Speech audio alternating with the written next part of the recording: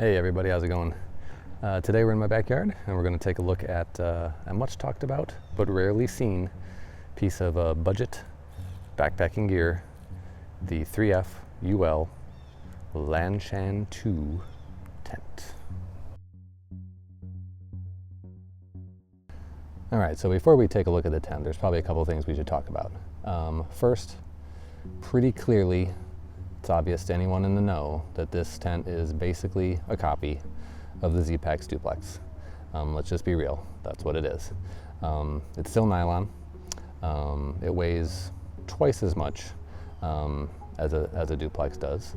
I weighed mine out today and came out to just about 40 ounces, so that's twice. However, and it's a big however, this tent does cost about $100 shipped to you.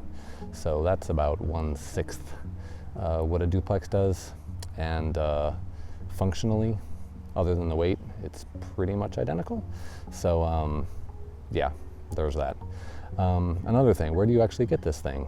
The only real place to buy this tent that I'm aware of is AliExpress, which, if you don't know, is basically China's eBay/Amazon.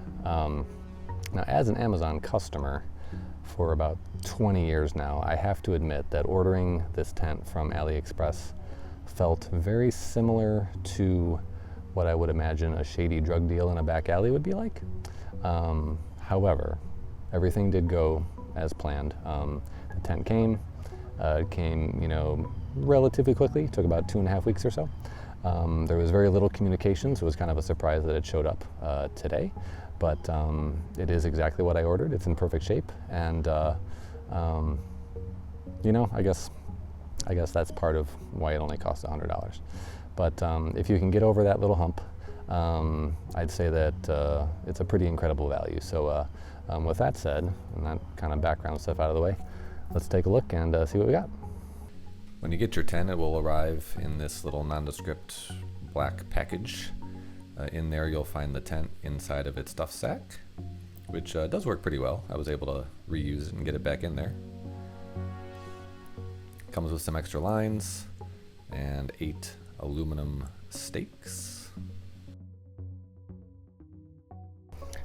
Alright, so our 3F UL Gear Lanshan 2, as I said before, is basically a duplex style tent. It's a dual trekking pole, 2-person. One notable difference, though, is that the 3F is actually a dual wall tent. You can see that the net is separate from the rainfly and actually could be unclipped, which is pretty nice. So I suppose you could easily use the rainfly by itself, and with a little bit maybe of some clever rigging, you could use the net tent independently as well. You will need trekking poles and or standard tent poles. I have mine set to about 48 inches, which seems to be exactly what it likes. I suppose you could adjust that a little bit if you wanted a little bit of different clearance in terms of where the rainfly comes down. All of the hardware that it comes with is actually pretty nice. Decent, standard kind of line locks and various little hardwares like that. The only part that seemed to need any extra work was this little tout here. I put a little bit extra seam sealer on here. I heard via the good old interwebs that this part in particular was sewn through and not taped like all the rest of the tent. So that is one area that I put a little extra work onto.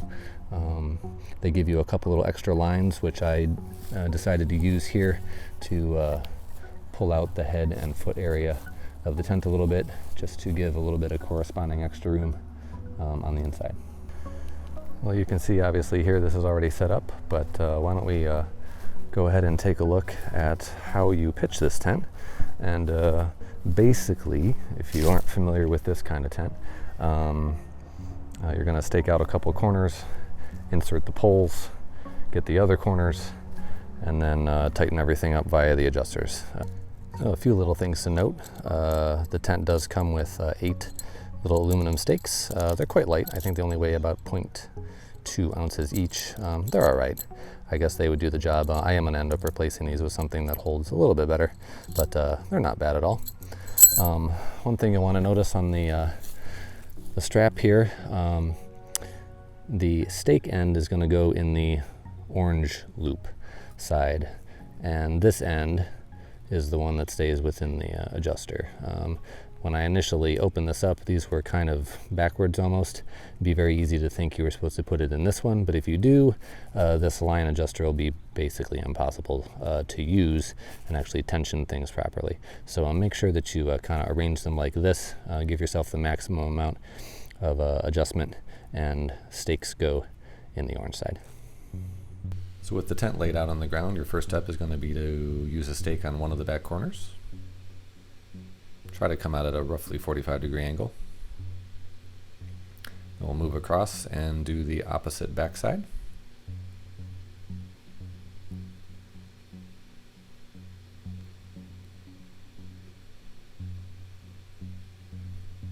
With those in place, you'll want to grab one of your trekking poles, which again is set to about 48 inches.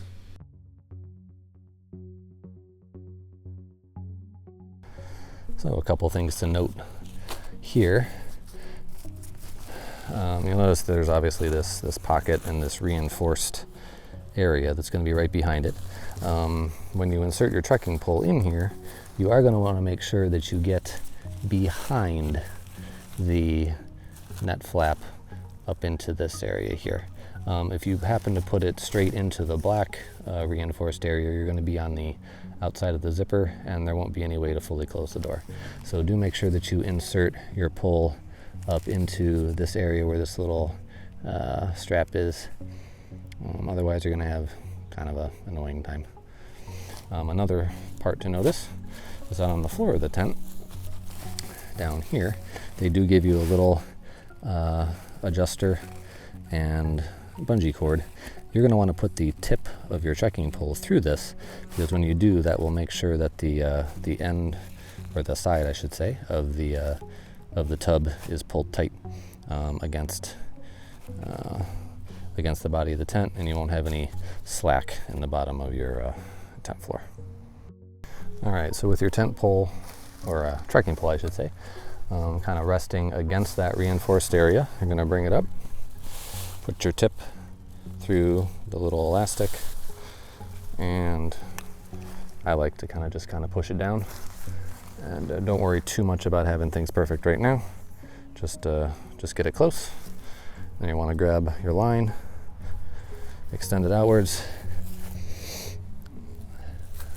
look for the loop that they give you to put your stake through, and secure this side.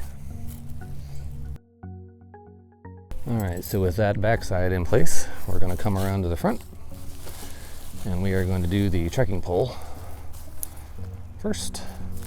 Again, remember that we're putting the handle up behind, putting the tip of our trekking pole through the elastic area. Try to get the top somewhat taut as you go. Grab a stake and pull this out.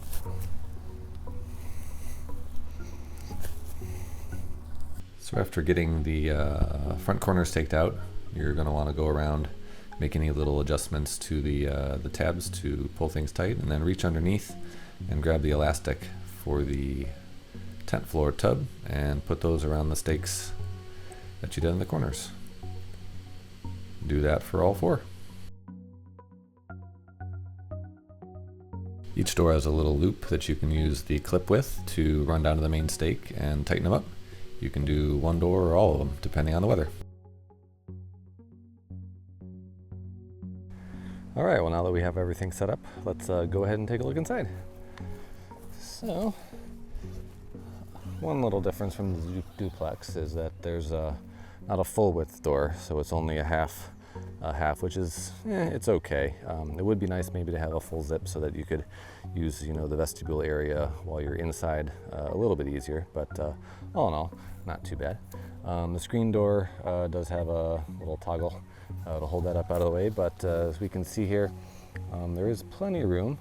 That's a full-length, normal width neolite in there, and you see there's still tons of room, plenty of room for a pack, or of course, if we slid this guy over to the edge, there'd be enough room for another normal width pad, I would say.